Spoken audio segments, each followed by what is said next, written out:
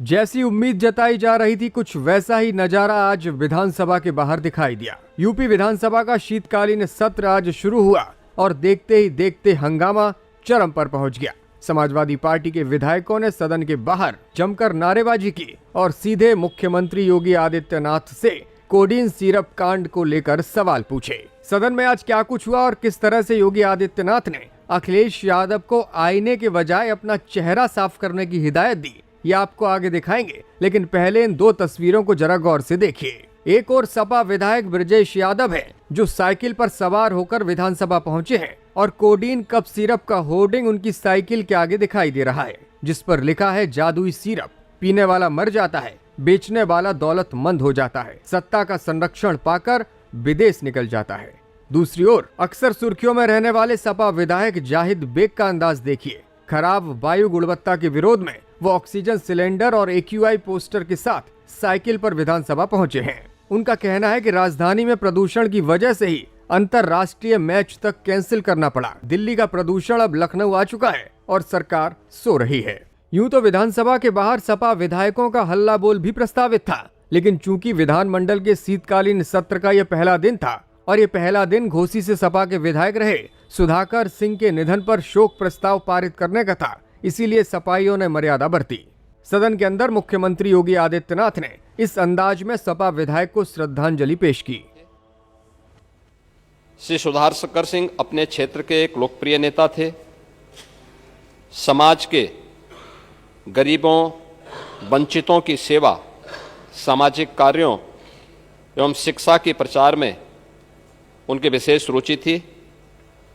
अनेक शिक्षण संस्थाओं से वे संबद्ध रहे। वे एक लोकतंत्र सेनानी भी थे। विभिन्न आंदोलनों और आपातकाल के अंतर्गत आजमगढ़ एवं लखनऊ केंद्रीय कारागार में भी वे बंदी रहे थे। वे एक व्यवहार कुशल और लोकप्रिय जनप्रतिनिधि तथा सामाजिक कार्यकर्ता के रूप में अपने क्षेत्र के विकास और जनता के कल्याण के लिए सदैव समर्पित रहे। श्री सुधाकर सिंह के निधन से प्रदेश ने एक कुशल राजनीतिज्ञ और समाजसेवी को खोया है। नेता प्रतिपक्ष माता प्रसाद पांडे ने भी स्वर्गीय सुधाकर सिंह को श्रद्धांजलि देते हुए उनके व्यक्तित्व को याद किया। उनके कार्यालय से कभी मैं 12 बजे बनारस से लौटते हुए आया तो देखा सैकड़ों लोगों की भीड़ लगी रहती थी। मैं वहां पहुंच गया।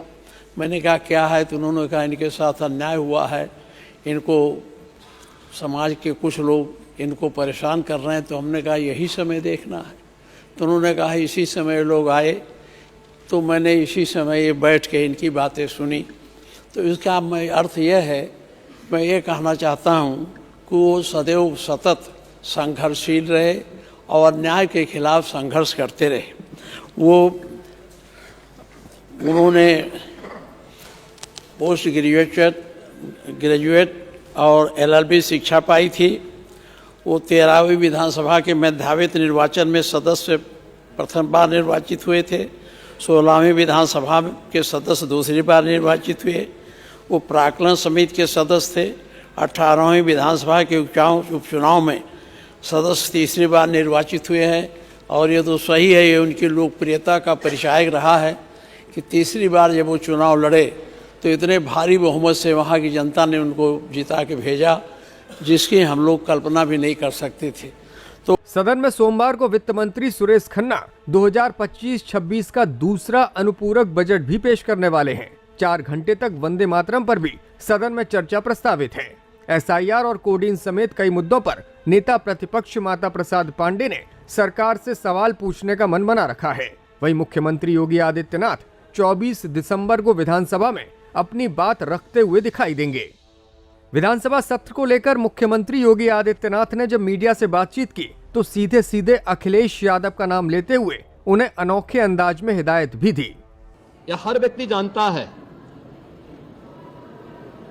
कि हर माफिया के संबंध समाजवादी पार्टी से रहे हैं।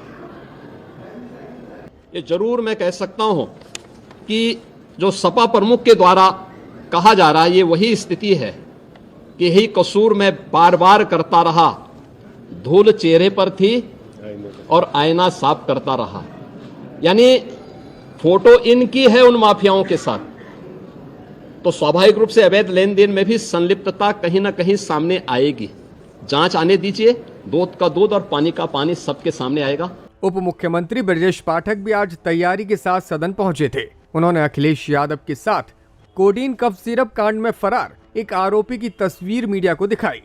कहावत नहीं कहते चोर की दाढ़ी में तिनका, मुझे अपनी दाढ़ी सोराख बतावत हो तो फसल बा।